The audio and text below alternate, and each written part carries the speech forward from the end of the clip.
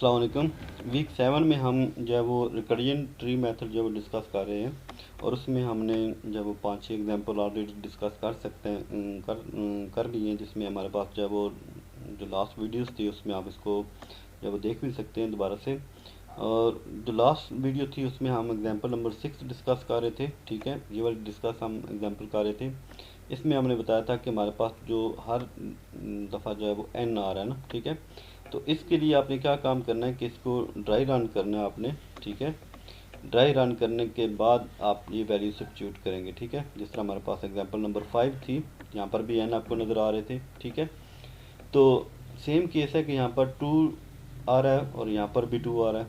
ठीक है, क्वेश्चन में वेक्टर 2 पर डिवीजन भी हो रही है, कोफिशिएंट 2 भी मल्टीप्लाई हो रहा है। तो सेम स्टेप्स आपने परफॉर्म करने एग्जांपल नंबर 6 के लिए भी ना। ठीक है, तो यहाँ पर देखिए सिर्फ जो डिफरेंस है उसमें क्या डिफरेंस आ रहा है, यहाँ पर कोफिशिएंट 4 है, डिवीजन में भी कोफिशिएंट 4 आ रहा है। तो बाकी सारे के सारे स्टेप्स वही हैं। आपने जो ट्री में जो ब्रांचेस बनाते हैं वो आपने प्लस के साथ जो है वो बनाएंगे। ठीक है, अगर यहाँ पर एक और वैल्यू होती, कोई कांस्टेंट वैल्यू होती या कोई और टर्म होती, तो इसमें आपने 3 ब्रांचेस बनानी थी। ठीक है, एन की वैल्यू जो है वो जब भी आप चेंज करेंगे तो एन की वैल्यू जो भी पुट करेंगे वो आपने पूरी जो इक्वेशन है उसमें हर जगह पर एन की वैल्यू पुट करनी है। ठीक है, तो एन लेफ्ट साइड पर भी पुट करेंगे, राइट साइड पर अगर आप देखें यहाँ पर 2 जगह पर एन आपको नज़र आ रहा है, तो दोनों जगह पर आपने एन की वैल्यू पुट करनी है। ठीक है, और उसके बाद पहले सिर्फ आप रिकर्सिव केस जो है इसको सॉल्व किया करें, इसकी वैल्यू आंसर फाइंड किया करें, और उसके बाद जो कोफिशिएंट होगा उसको दोनों साइड पर आप मल्टीप्लाई कर लिया करें। ठीक है, तो फिर आपके पास ये वैल्यू निकालना कोई मुश्किल काम नहीं होगा, आप इजीली जो है वो फाइंड कर सकते हैं। ठीक है, तो इस वाली एग्जांपल नंबर 5 और 6 में सिर्फ डिफरेंस जो है वो कोफिशिएंट का है।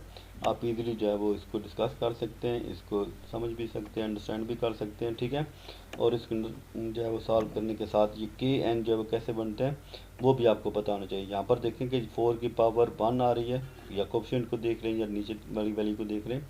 जब 4 की पावर 1 थी तो यहाँ पर हमें एक एन मिला था।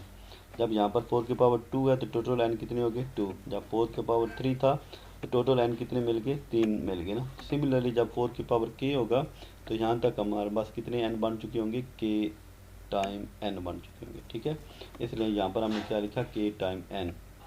बाकी आप ये सारी सिचुएशन किस तरह कर रहे हैं, ठीक है, टी ऑफ 1 कैसे बन रहा है वो आपको पहले भी बताया था। तो अब सर एग्जाम्पल में हम ये चीज़ें डिस्कस कर चुके हैं, तो इंशाल्लाह ये आप इजीली कवर कर लेंगे। ठीक है, तो एग्जाम्पल नंबर 7 जो है, एग्जाम्पल नंबर 7 भी जो है वो पीछे कोई एग्जाम्पल हमने की थी, मेरे ख्याल में 3 या 4 थी, और उसमें और इसमें जो डिफरेंस है वो सिर्फ यहाँ पर फैक्टर का है, 4 का है। वहाँ पर हमने 2 लिखा था, यहाँ पर भी 2 लिखा था, आगे सी था ना।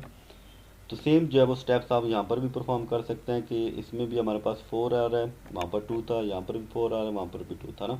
तो सेम एग्जांपल जो है वो इसमें है। ठीक है, वो 2 की फॉर्म में थी, ये आपके पास 4 की फॉर्म में होगी ना। तो इसको भी आपने इसी तरह सॉल्व करना है जिस तरह आपने लास्ट एग्जांपल में हमने डिस्कस किया था कि ये 4 टाइम टी एन बाई 4 की वैल्यू आप कैसे फाइंड करेंगे। ठीक है, तो सेम केस आपने यहाँ पर भी करना है ना। तो टी ऑफ एन जो ये था क्वेश्चन, इसको आपने लिखा, उसके बाद 2 वैल्यूज़ आपको मिली हैं, तो ये आप लिख देंगे 4 टाइम टी एन बाई 4, और प्लस सी था तो सी को दूसरी ब्रांच बना देंगे ना। तो फिर आपने टी ऑफ एन बाई 4 पहली वैल्यू इसकी निकालनी है। ठीक है, तो यहाँ पर देखें जब एन की वैल्यू एन को 4 पर डिवाइड करेंगे तो टी ऑफ एन बाई 4 बन जाएगा।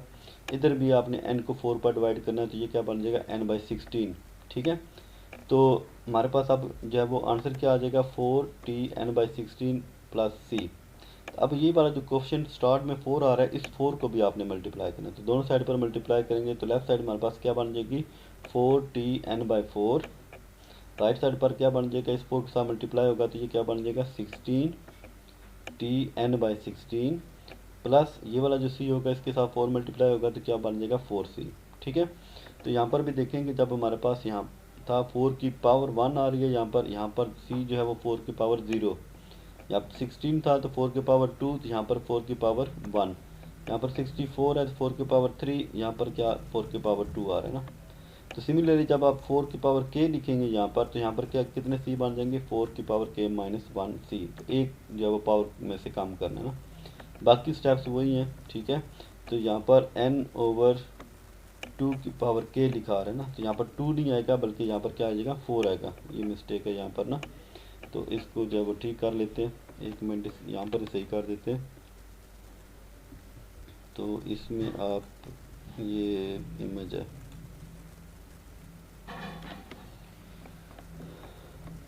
ठीक है, तो इसको आप करेक्ट कर लीजिएगा। तो यहाँ पर जो है वो इसमें मिस्टेक आ गई, कोई इशू नहीं है। तो ये आप यहाँ पर 2 की पावर k नहीं आएगा, बल्कि यहाँ पर 4 की पावर k है, n/4 की पावर k, ठीक है। तो यहाँ पर आपने n/4 की पावर k लिख लेंगे, तो ये आपके पास जब डिवीजन वाला 4 रेज़ टू पावर k दूसरी साइड पर जाएगा तो यहाँ पर क्या बन जाएगा, 4 की पावर k। तो n is equal to 4 raise to power k, और k की वैल्यू आपको पता कैसे निकालते हैं, तो k का आंसर क्या आ जाएगा, log बेस 4n, ठीक है। तो वो आपने यहाँ पर जो है वो इसको सॉल्व किया t(1) की फॉर्म में। आप देखें 4 की पावर 0, 4 की पावर 1, उसके बाद 4 की पावर 2, फिर ये चलता रहेगा, फिर 4 की पावर k-1 c आ जाएगा। इसको सॉल्व करेंगे तो t(1) बन जाएगा, और यहाँ पर क्या है 4 की पावर k, तो t(1) का आंसर क्या है c, तो ये क्या बन जाएगा 4 raise to power k c बन जाएगा, ठीक है। तो ये बन गया 4 raise to power k c, 4 raise to power k-1, ये पीछे बैक चलता जाएगा, तो 4 की पावर 2, 4 की पावर 1, 4 की पावर 0, तो इन सब c को हम ऐड करेंगे ना। तो देखिए हमारे पास नेक्स्ट स्टेप में देखिए c कांस्टेंट ले लिया, कॉमन आ गया क्योंकि सब में आ रहा था, बाकी समीशन की फॉर्म में आपने लिख लिया ना। 4 रेज़ टू पावर 0 से लेकर 4 रेज़ टू पावर k तक हमारे पास आंसर है, ठीक है। इसको समीशन की फॉर्म में लिखा, समीशन को फिर आपने सॉल्व किया, ठीक है। तो सॉल्व करने के बाद आपने जो है वो इसका आंसर फाइंड किया। इसको 4.4k की फॉर्म में लिख सकते हैं, 4 पावर k+1 को आप अलग अलग कर सकते हैं 4 और 4 की पावर k में ना। तो k की वैल्यू हम फाइंड कर चुके हैं, log बेस 4n, वो हम पुट करेंगे यहाँ पर, और उसके बाद इस पर फार्मूला अप्लाई करेंगे, तो ये क्या बन जाएगा 4 × 4n। जी 4n नहीं होगा, 2 दफ़ा लिखा आ गया यहाँ पर भी ना, तो ये सिर्फ एक 4 होगा इसमें से ना, क्योंकि n जो है वो यहाँ पर आ जाएगा, तो ये 4n बन जाएगा, और ये 4 ऊपर चला जाएगा ना, तो n4 ये बन जाएगा 4n, ये एक 4 है यहाँ पर ना। तो ये आपके पास जो है वो फिर इसमें से कांस्टेंट इग्नोर करेंगे तो n आ जाएगा ना। तो इस तरह हमारे पास जो है वो ये वाला भी आंसर जो है वो कंप्लीट हो जाएगा, ठीक है। तो उम्मीद है स्टूडेंट्स आपको जो है वो ये चीज़ें समझ आ चुकी होंगी। अगर कोई भी इशू होगा तो वो आप मुझसे जो है वो डिस्कस कर सकते हैं, ठीक है। तो जितने भी एग्जांपल्स हमने डिस्कस किए हैं उन सब को केयरफुली रीड करें, जहाँ पर मैंने करेक्शन किया वो वाले भी चेक कर लें, ठीक है।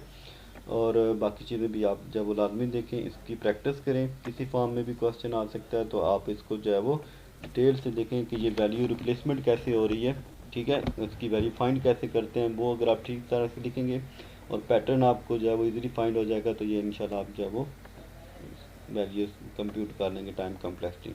ठीक है स्टूडेंट, थैंक यू, अल्लाह हाफिज़।